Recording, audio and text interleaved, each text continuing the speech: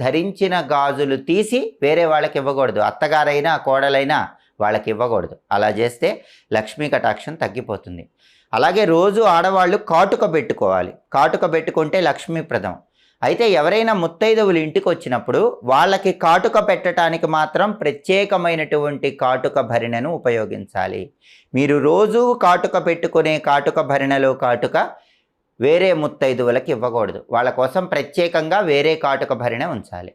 అలాగే అనేక మంది స్త్రీలు చేసేటటువంటి తప్పేంటంటే, ఏవైనా శుభ కార్యక్రమాలు ఉన్నప్పుడు కానీ, పెళ్ళిళ్ళు ఉన్నప్పుడు కానీ, ఇటువంటప్పుడు మెడలో ఉన్నటువంటి నల్లపూసల గొలుసు తీసి అత్తగారు కోడలికో, కోడలు అత్తగారికో అలా మార్చుకుంటూ ఉంటారు. అలా ఎప్పుడూ చేయకూడదు. స్నేహితురాండ్లకు ఇస్తూ ఉంటారు. అలా అస్సలు చేయకూడదు.